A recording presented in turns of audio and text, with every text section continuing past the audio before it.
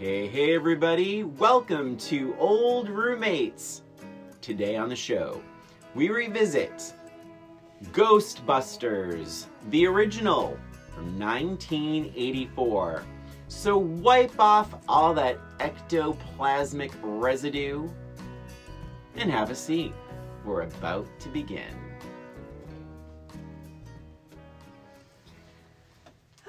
Welcome everyone to Old Roommates, the only podcast that revisits pop culture through a middle-aged lens. This is Christina. And this is Brian. And as Brian mentioned, we are revisiting Ghostbusters with Dan Aykroyd and Bill Murray and Ernie Hudson and Sigourney Weaver. Oh my God. Anniepotts. Rick Moranis. Yes. I'm missing a Ghostbuster. Harold Ramis. Yeah. Oh my gosh. Crazy. Yeah. Crazy cast. And also, June 7th, which is today. Oh my gosh, you're right. 1984. This is the 38th anniversary of Ghostbusters. Oh my God. To the day. To the day. We're pretty good. To the day. We're pretty good. And I know, we're going to go back to the regular format in a second, but I know there's been several sequels. We've had the reboots. We had reboots and all that kind of stuff. The yeah. Girls. I never saw the Saturday Night Live girl version of Ghostbusters a couple of years back. But then Emily was saying that there's a Ghostbusters. I don't know if it's out yet or if it's been remade, but they're all in it. Who's they all? Bill Murray, Anniepotts. So I think it's Afterlife. Oh, okay. And I think it's it is a sequel to the. Yes, I believe it has. And I think Paul Rudd's in it. I'm so sorry. I am not a Ghostbusters mega fan. Mm-hmm. But I wouldn't, and the thing is I wouldn't have gone to see it anyway. I didn't see I did see the Ghostbusters remake with Kate McKinnon. Yeah, exactly, yeah. But I think I watched it on the plane or something. I don't even think I even watched the whole thing. Yeah, oh boy. But anyway, no, I know that, and she had mentioned that when she goes, oh, there's a remake, and I looked it up and it had all the same people. Anyway, we begin this episode, as we always do. Yeah. Brian? Yeah. Where were you when you first saw Ghostbusters? Ghostbusters. So, I did see this in the movie theater, and I wasn't crazy about it. I was 12. Mm-hmm. And I think it was because, now that I'm older, but I think it's because of the tone. I didn't know if this was a comedy, or if this was science fiction, or if this was horror. And I could never, I don't know. And then Bill Murray just seemed like he didn't belong in it. Like, it just felt weird. And, like, he was more of a distraction for me than anything else, because I wanted to get back to the story. And he seemed too much, like, not taking things seriously. Mm-hmm. And at 12, you're just like, give me something. Like, keep it consistent. Right. And that's tough because he was like the star of it. So yeah, and I think it's a little tough, like, to be, say, 12 and to have a movie that has so many different themes or tones. Like, it's a comedy, but it's also a horror, and it's a sci-fi, and it's like it's like the box that captures the ghosts, and then there's like this like city EPA guy, and like it's just like I was just like, oh, okay. I mean, I don't know. Yeah, I think it's like what to. Yeah, but it was. I mean, it was a huge hit, and I think, I think maybe my hopes were too high, or I thought it was going to be a different kind of movie. Mm-hmm. I just didn't love it the way like so many other people did. Sure.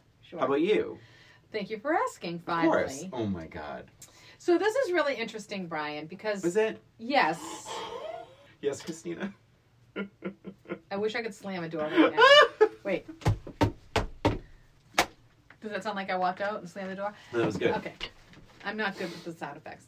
So it is interesting because last week we revisited Singles. Yeah. And we had very different takes on it because of our age difference. Yeah.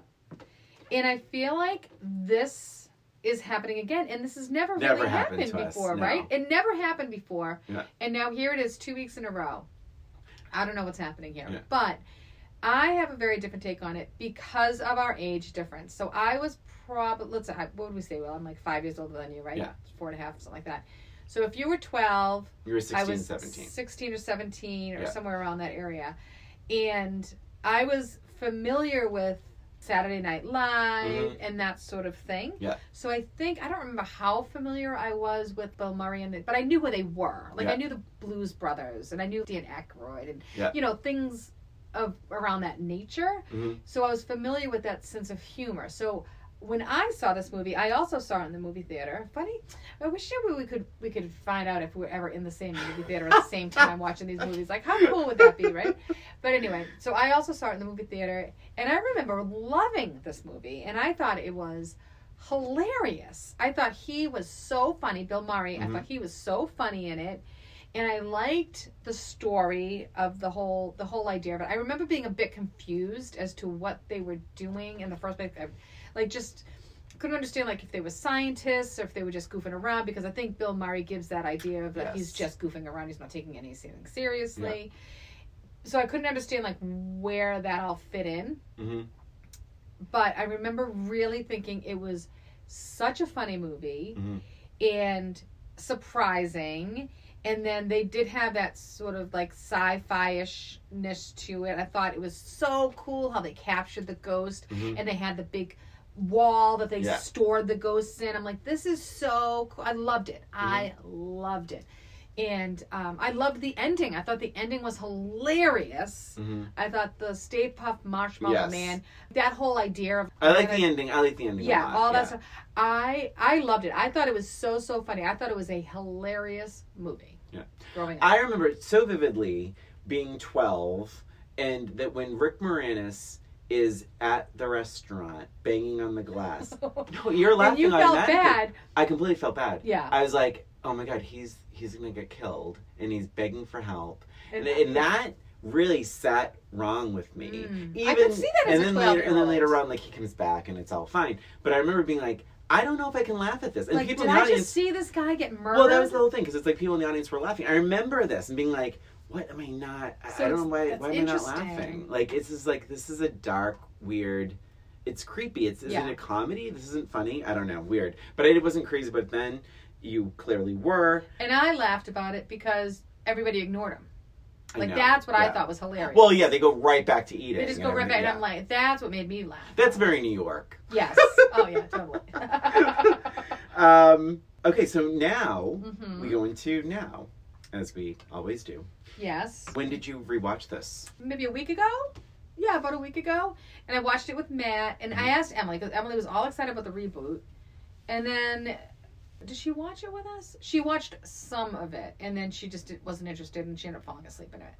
So I think it was a little different energy level than she expected. So, but yeah, I watched it with Matt, and I remember, like, the first thing I thought of, Matt actually mentioned it before I even was able to. Bill Murray's on screen, and he's doing his thing, and I'm like, Bill Murray is just, here he is. Bill Murray being Bill Murray. And I remember Matt, he just turned to me and he's like, wow, he really does play the same character in every movie. Yeah, he does. And I'm like, yeah, you're right. And I was trying to think, just a little side note. So on Patreon, what movie was it that I did Bill Murray and you did Chevy Chase? Oh, it's Caddyshack. Yeah. So on Patreon, patreon.com/oldroommates, we had written out, you did your favorite performances from Chevy Chase, and I did my favorite performances for Bill Murray, because I am a fan. Yeah. But we had talked about this before, how he is very much the same character in almost every movie he's in. And I was thinking back, I'm like, you know what, though? The ones that I liked the best are very different from him. So Scrooged is one of them. Not to go back to whatever, but just to say, Scrooged... He's very similar to his Bill Murray character usually. He's a little bit different, at the ending especially. But that was one of them. The other one was What About Bob, who is very different. And the other one was Lost in Translation. So it was interesting, because I was thinking back, I'm like, he is the same. And then I thought back of the ones that I liked the best. I'm like, oh yeah, he's a little different in those three movies. Anyway. He's a great actor. He's a great actor. It's unfortunate, but I think and I don't think it's just him. I think he was just cast that way. It was a typecasting. Yeah, it was typecasting. And I'm sure he improvised. And he did it well. Yeah. I mean, he did it well. I mean, these are very successful films. People loved him in these films. So I'm not saying it was necessarily a bad thing, but he was very much Bill Murray in this movie. Even within this podcast, it's a note I have is like, not so much that he's always the same, but like that I wrote, once again, a Bill Murray character is forcing himself on a woman. Oh, yes. And this one, he's completely forcing himself on Sigourney Weaver, and Groundhog Day, it was Andie MacDowell, and Tootsie, it was a bunch of different women in little, scenes here and there. And I'm sure there's others, the more movies we'll watch of his, and it's something that doesn't really age well. Like, that is a note I have. And Sigourney Weaver, she's such a strong character in this. Like, I think she's great in this, and I think her character's really good. But yes, it's that Bill Murray thing where it's like it's like he's just smarmy. And like, in the 80s, I'm sure it was looked at very differently. He was just being a flirty, kind of sarcastic. Yeah, but almost like a loser. Like, she's so annoyed with him, and it's like, whatever. But he doesn't, like, let up. Like, to the point where she literally is, like, pushing him out the door. Yeah. Yeah. And he's like, no, kiss goodbye. Yeah. Well, and then in Groundhog Day, it was the same thing where he wanted a kiss. And, you know, so it's like, it's just a weird character trait. Yes. You know, that is... And the thing is, you don't ever feel threatened by him. No. But it's, like, obnoxious. Yeah, and through a middle-aged lens, I think knowing what we know now is that this, you know, like, that sort of behavior is not ever really, like, a welcome thing. And it's like, and it's annoying. And it's like, she had this very scary situation in the kitchen. She's trying to be serious, and all he wants to do is sleep over and get in her pants. And it's like, okay. Anyway, jumping back a little bit, my first note is... Oh my God, the ectoplasmic residue is so disgusting. And it's so even grosser as an adult. You're right. Yeah. I think maybe when you're a kid, it's like, oh, it's slime. When you're an adult, it is like, more of it. I felt like there was more of it looking back. Oh, yeah, and it's like getting on his hands. It's everywhere. He's like wiping it on like the wall and the books. God. And like it's like, so rude. It's Did you find that so rude? When he had it in his hands, he wiped it all across the books. In the library. And at first I was like, oh my God, that's so rude. But then I was like, well, the rest of the place is kind of ruined anyway. So I guess it just figures everything is kind of ruined. Yeah. How funny. One of the first notes that I wrote was card catalog. Oh, I know. I don't have those anymore. I had to explain to Emily. I'm like, Emily, what do you think that is? She's like, I forget what she said it was, but it wasn't correct. I'm like, if we wanted to look at a book, we had to look it up in those card catalogs. She's like, really? But it brought me back. I kind of liked it. That's a good note. My very first note is Ghostbusters one word or two words? Because the title card for the title is Ghostbusters. It's stacked. And it's a minor note, but everywhere I look, Ghostbusters is one word. Interesting. And I did some research. There was a show called Ghostbusters somewhere, I think in the UK. It wasn't a successful show necessarily, but they wanted to call this movie Ghostbusters, and they would not let up the rights. Oh, I see. They bought the name. Get this. Oh my God. They bought the name for allegedly for $500,000, and it might even been an American show if it's dollars, but $500,000 and like 1% of the film's grosses. I'm like, holy God, just find a different name. Like, just pick a different name. And clearly, and it wasn't successful, so... Yeah, I mean, it wasn't even a hit. I know, just so weird. Was it like a reality-based show? Well, they own the right to the name. I'm trying to remember what it was. I'm sorry. I forget. Wow. Okay.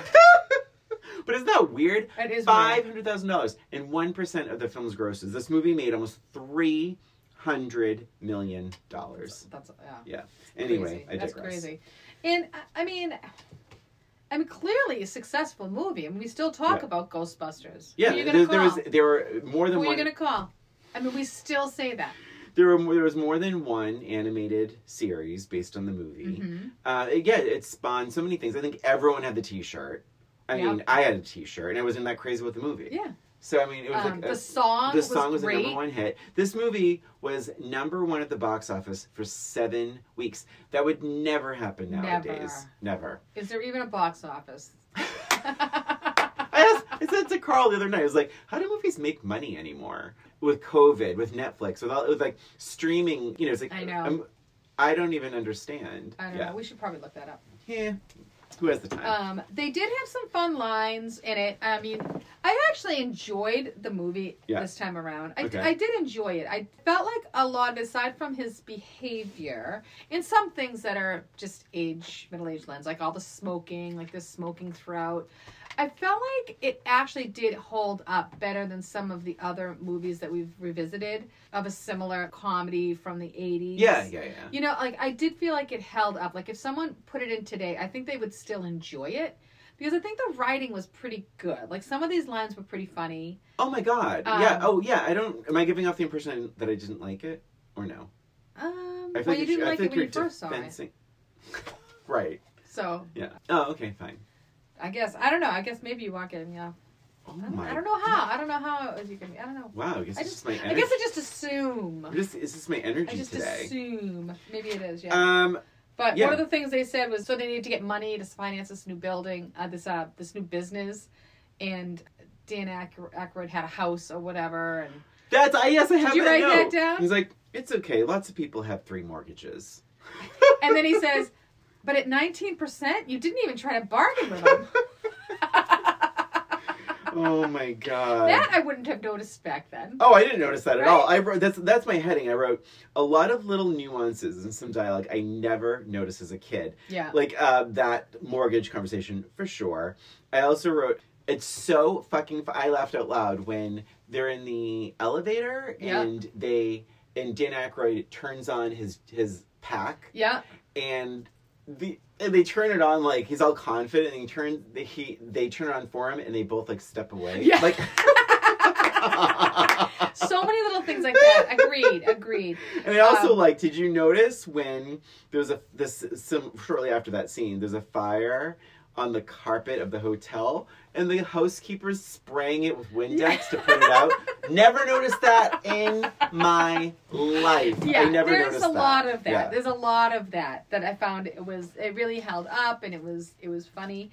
At one point, they said, "Why worry? It's just that we each are carrying a non-licensed nuclear reactor on our backs," which I love that they acknowledge that, because I don't remember them ever acknowledging that. Yeah. But it's like, they're not licensed, obviously. Yeah. I love when Sigourney is looking at him, and she just goes, "You're so odd." And it's true. Well, she says something to him like, you're like a game show host. Yeah. Yeah, because she's like a straight, she's like a real person. Right. Is she a cellist? What is she? She's a performer. She's a cellist. Yes. Yeah. Yes. And I thought that was great. So speaking of Sigourney, I loved her in this, but those scenes, the 2 big, say, scary scenes or weird scenes with her. There's the eggs frying on the counter. Yes. Done. Terrifying. So well. I think it's done really well, even for today. I could imagine seeing that scene in a movie today. Yes. Done really well. I don't think it's as effective when she opens the refrigerator door and there's like that world. That's weird. I always thought that was weird. So it's such a weird. I never liked that. The way it's shot is strange. Yeah. But anyway, but then the other one was the chair with the hands bursting out of the armchair while she's sitting there. So scary. She went to talk to her mother. No, am I wrong about that? And then she was like, "I'll call you later." I think she hung up. And then she sits down, and then just instant, and there's things coming through the door. Yeah.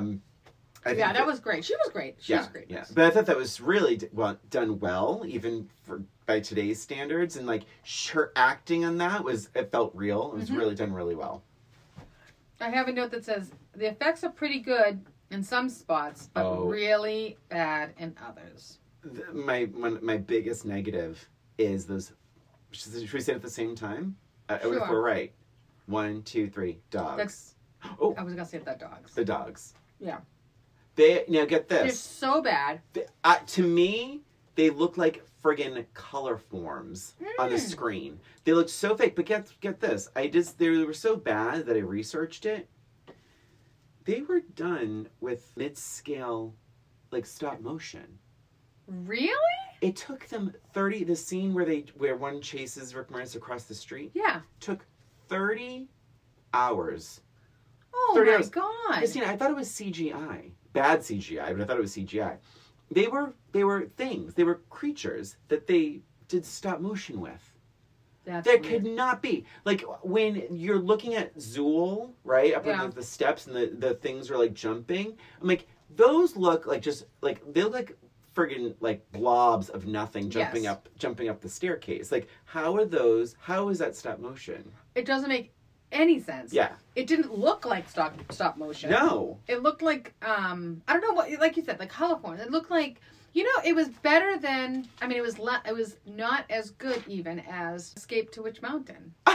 Remember how bad that was? You could practically see the strings.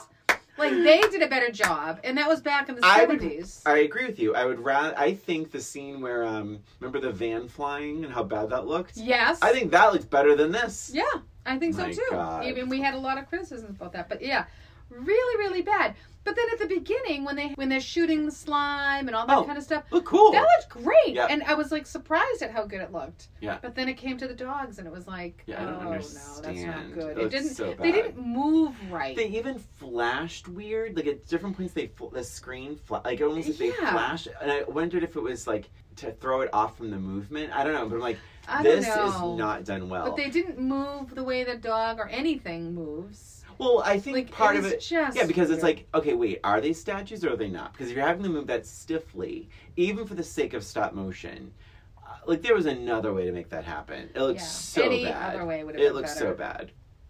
I love when they're talking about, so it was with Ernie Hudson had shown up, and the other two, not Bill Murray, he was with, I think he was with Sigourney Weaver or something, but he's comparing it to a Twinkie. And he's like, oh yeah, and the Twinkie and the filling and da-da-da-da. Yep. And Ernie Hudson, he goes, that's a pretty big Twinkie. And then Bill Murray comes in, he's like, how's it going? He goes, not good. Tell him about the Twinkie. like, something about it. It just made me laugh.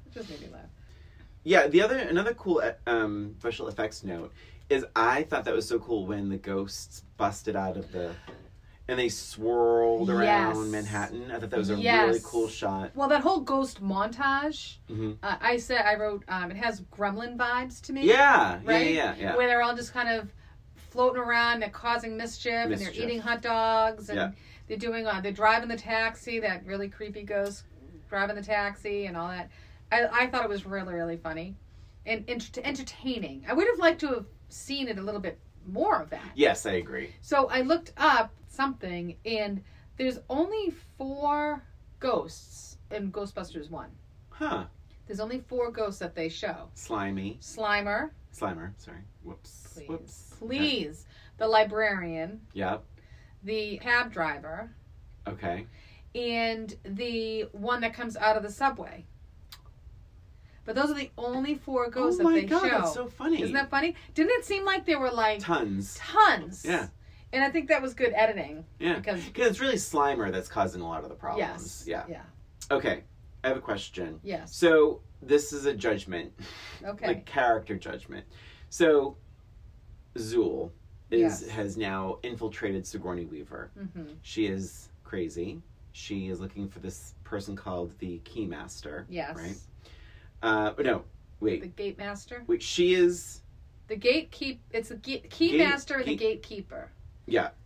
So... She must be the gatekeeper. But here's the thing. He left her alone.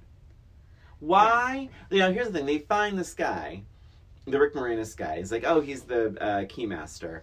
And he's like, oh, I better get down there right away. It's like, you have the gatekeeper. You have Zool. Didn't they even say that? Zool. Didn't they say that too? Like, we got to get these guys together. Yeah, but he left her. But then he left her. Yeah. So bizarre. Yeah. I'll be right there. I'll be right down. Why? It makes no sense in my mind. None whatsoever. Another good special effect is when the ground splits open. Oh, that was really cool. Oh, that was really in front cool. of the hotel. Mm-hmm. I'm gonna be really honest. I don't have a lot of notes on this. I enjoyed it. I really did. With Bill Murray, I enjoyed him as well, and he has some great notes. Like at the end, where I don't know if it's ad-lib, but at one point he goes, "It's Miller time," because they think they beat it, and then the creature says like, "Your choice, whatever is coming or is made." Yeah. It's like, no, nobody chose anything. He's good in this. And then he says, and then they're like, okay, here's what we're gonna do. We're gonna cross all the waves of the gun together, and they're like, we weren't supposed to do that. It's like, well, we're gonna do it. And he's like, and there's a long pause, and he goes, Bill Murray's like, I love this plan. I'm excited to be part of it. Let's do it. He's so good. Really He's so funny. good. He really is funny. I like when they were fighting, and I guess I should have expected this, but when the inspector guy wants everything shut down. Oh, yeah. And they're talking, And he's like, everything was fine. It was like in the courthouse, I think. He's like, everything was fine until Dickless over here shut everything down. Oh, I said, is that true? He said, yes, it's true. This man has no dick. Yes, that was great. He was awful. I hated that. I mean, I know it had to happen, but it reminded me... It made sense that he would. I mean... But I wish his argument was a little stronger. Yes. Like, it's like, he's just seemed too much of a punk. If it started off that he had, like, real, genuine concerns, but he runs into such a blowhard that, like, I thought it would have just been more interesting if he had, like, actual, like, real reason. Yeah. And then, as soon as he was said no to, he went a little crazy. Then he turns into the jerk. Yeah. I agree. That would have been great change. Let's see. I have a confession to make. Okay. So I haven't seen this movie. I think I've only seen this movie twice, besides this rewatch. I didn't... Maybe I'm stupid. I thought that was Sigourney Weaver as Gozer. The woman with the big hair and the two dogs. Yeah, I thought that was her too. It's not. Oh. No. Her name is Slatvica Jovan, and I realized this yesterday. I realized it this very moment. I was watching it yesterday thinking it was her, and I'm like, is that not Sigourney Weaver? And because she did a couple of things where I'm like, that's like really crazy body like morphing or whatever. Like, did they do something with her body? And I look and it's like it's different. I'm like, wait a minute, is that like a joke? Because like the name's really complex. And I look it up. No, she's a total actress model, like whatever. I'm like, that's not Sigourney. That's weird. Super weird. Yeah, that's weird. I thought it was her literally just realized time. Yesterday I learned that. Oh my god, funny. Okay, true story. When I was a little kid, when she ever said, "Are you a god?"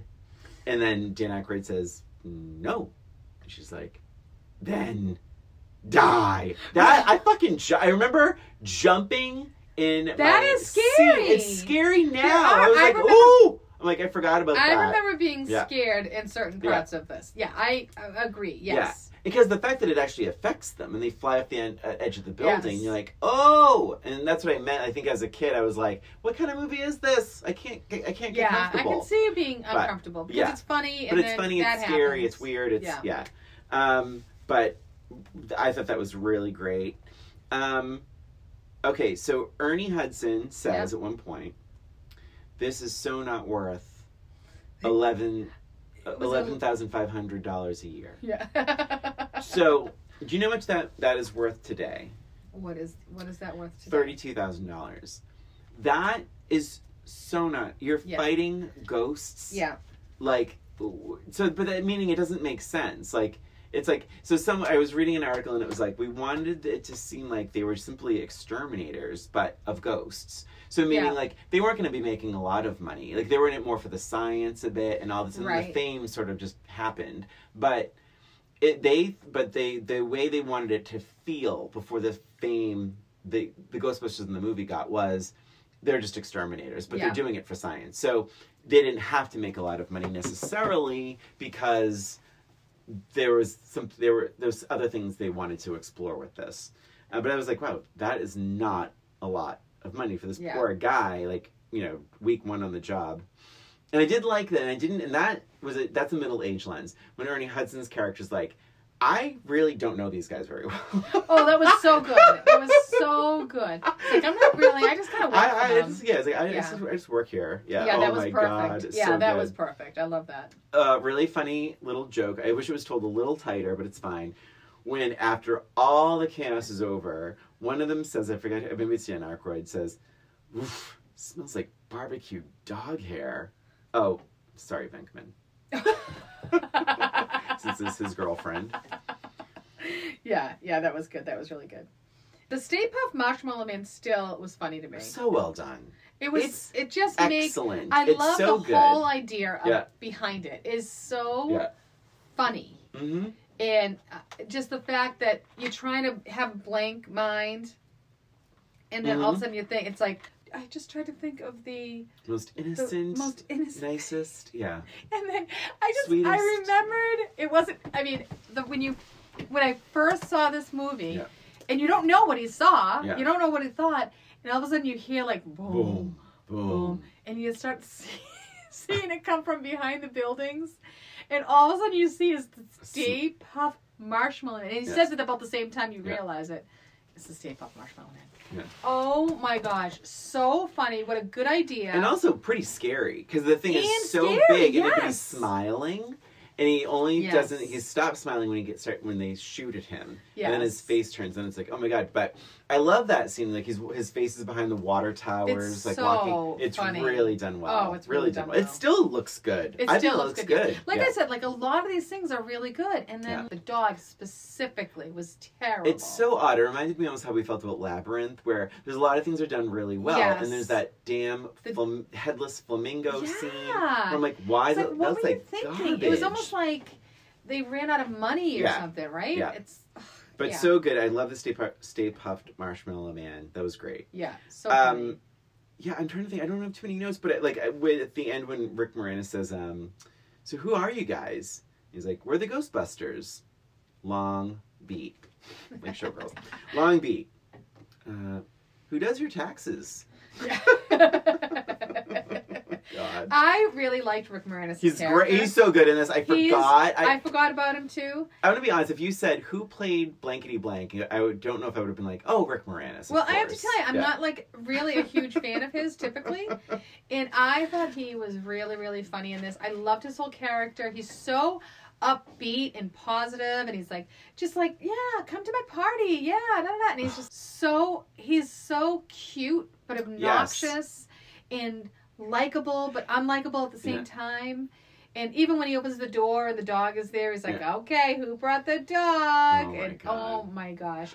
He is really, really funny in this. A cameo from Jean Kasem. Did you remember her from 80s yeah, that's world? Right. Yes, that's right. Casey Kasem's wife, who was like a 7-foot tall blonde. Yes. Yeah. But what I really liked about that character and the construct of that is that he's inviting her to this party, and I think in her mind, at least in the audience's mind, you're like, there's going to be no one at that party. But everyone went to that party, and you find out they're not even his friends. He only did that because they're his clients and stuff, and he wanted to get their tax write-off. Right. Yeah. So, but which means he has a ton more friends. These just are his. This is a business thing. Yeah. And I thought that was just really interesting because, like, you're right. He is so annoying and so nebbish and all this kind of stuff, but he actually is kind of popular and he is away with people. He knows how to throw a party. Yeah. Very funny. Yeah, really funny. I don't have any more notes. Oh my God. So, I have some trivia. Let's get into the trivia. So, can we ask the question, though? Okay. Less, more, the same? This is a very easy more for me. Yeah. How about you? So do you feel like just from an older perspective, you could have you enjoyed it more? Yeah, I think it's really a good mix. You understand the humor a bit more. Yeah, a mix of good horror, scares, and comedy. And I mean, it's not horror, but like, like the scares, sci-fi, comedy. I think the acting is all really strong.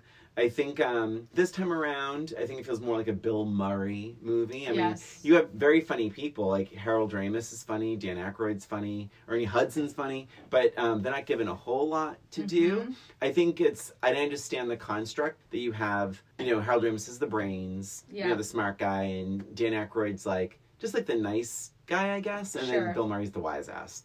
So, I mean, you understand why it's like that, but I felt like, and like I said, there were funny things, like that scene was lost on me, where they're in the elevator and they take a step back. I laughed out loud. I thought that was great. There's Never noticed that so much of that. That's, But I think it's worth watching. And Anniepotts was really good in this. Yes. Original casting, Sandra Bernhard. I think she actually would have been funny. She would have been really good, but she turned it down. It would have been a different character. A little bit bitchier, a little more aggressive. Yeah. But Anniepotts is great. It might have clashed a little bit with Bill Murray, having Sandra. Maybe it would have probably been really good in some ways. But she turned it down, and also ran, I should say, for auditions, Daryl Hannah and Kelly LeBrock for Dana Barrett. Which makes sense. That makes perfect sense. Yeah. Because, I mean, Kelly LeBrock was just off of Weird Science. It would have been too close to that, though, don't you think? Well, but she's like the creation in Weird Science. I think it would have been okay. It's a little too it's comedy with sci-fi. Like, I feel like it would have been too much. Well, Daryl Hannah then. If she's a mermaid and then she becomes this crazy creature. Yeah, I don't know if Daryl Hannah would have been a good job. I'm not a huge fan of Daryl Hannah. Me neither. Nominated for 2 Oscars. Do you want to guess the Oscar nominations? Do you know them? 2 Oscar nominations. 2 Oscar nominations. Bill Murray was never. No. No. Would it be sci-fi? Well, special effects. Really? It lost to Indiana Jones and the Temple of Doom. Oh, that makes sense. And then Best Song, Ghostbusters. Oh, Best Song, of course. Yes, of course. Lost to I Just Called to Say I Love You. Oh. From The Woman in Red. Wow. Stiff competition that year. The composer of this film is Elmer Bernstein. Does he sound familiar? We've talked about him. He does, but I don't remember what we talked about. He did The Good Son.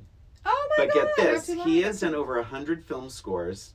He's had 14 Oscar nominations. He died in 2004, but he did 3 Amigos.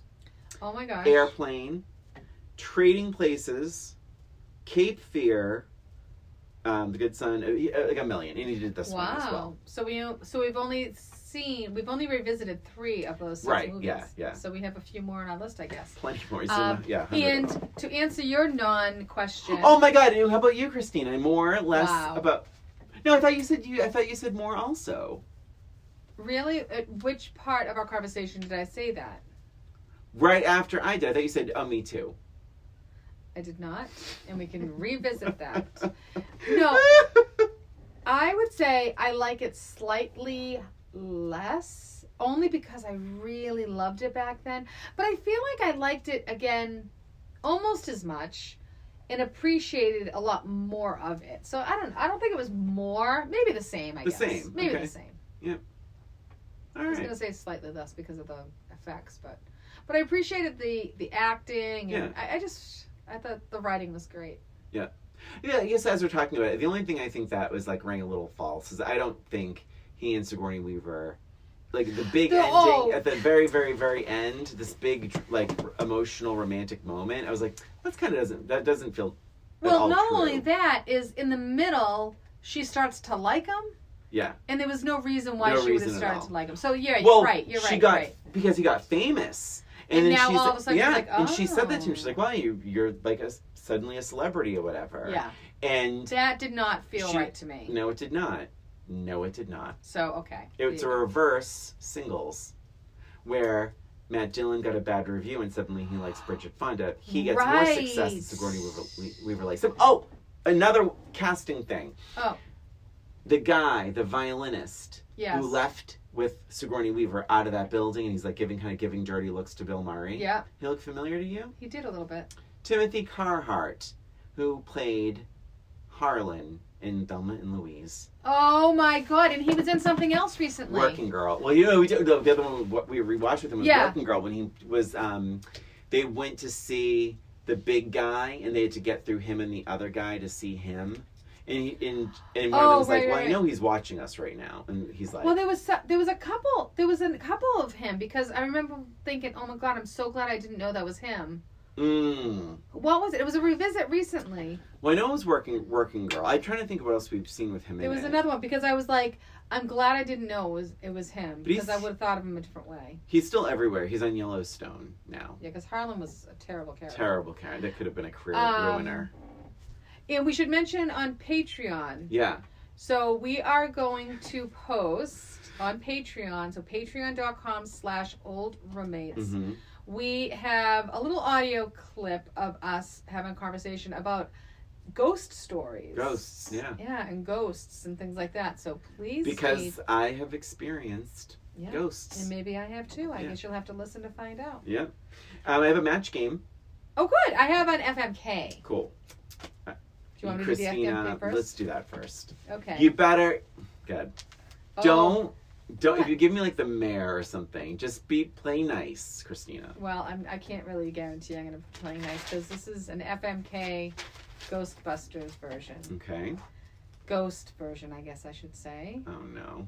Your choices are Slimer. Oh my God. The librarian ghost. Okay. And the cab driver ghost. FMK.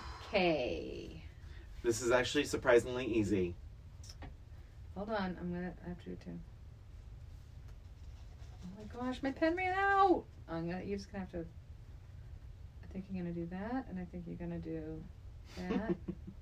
Oh my god, what am I doing? All right, I think I'm gonna go this way. All right. All right. What are your answers? I'm gonna go with kill first. Killing the librarian. Too fucking scary. I don't trust it. So scary. And how it jumps out at you. Yeah. Oh my god. No. Imagine in the middle of having sex, all of a sudden turns into like a crazy person. Never. Yeah. I'm going to marry the cab driver. Really? Well, because he's a cab driver. He has a job.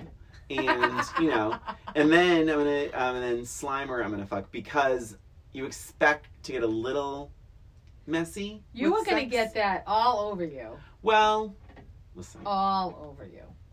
So it's funny, whenever we're doing these FMKs, so I think I would have... I always kill first. That's always I think I would have killed the librarian ghost. Good choice, yeah. Effed the cab driver. Oh.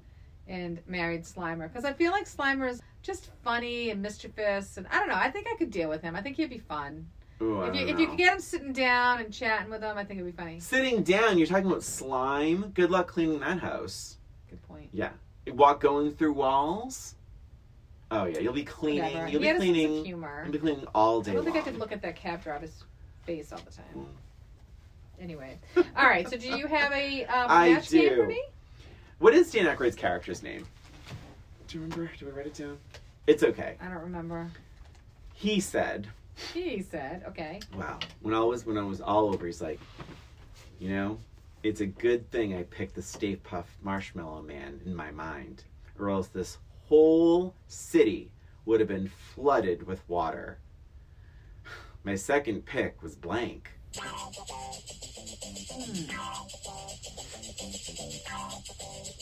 have no idea. And the whole city would be flooded with water. I have a complete blank now. I thought it was kind of I don't know. I think there's two instant answers. Yeah. If you think about, can I give you a hint? Yeah. Stay Puft Marshmallow Man. If you stay in that idea, because the Stay Puft Marshmallow Man, he's icon of sorts, a mascot of sorts. All right, I have no idea. I'm just, I know. I'm gonna say something that's so obvious and stupid just to end this, and it's not gonna wrap. All right, ding. Well, this whole city would have been flooded with water. I almost picked blank. A raindrop. Christina. I know it's terrible. I have two answers. Okay. The Tidy Bowl Man. Oh, Tidy Bowl Man. Or Charlie the Tuna. Oh, cute. I was trying to think of something that was made of water. That's what would screw me up. Well, they have to travel. That's what I was thinking. Was cute. Because flooded with water, they had to come in on the water. That's what I was thinking. Yeah. I didn't even think about it that way. Yeah. All right, well, whatever. Damn it. Well, that was Ghostbusters. And that's it for this episode of Old Roommates. Thank you for listening. For bonus content, please visit us at patreon.com/oldroommates. And follow us on social media, Instagram, Facebook, @oldroommates. Thanks for listening. Until next time.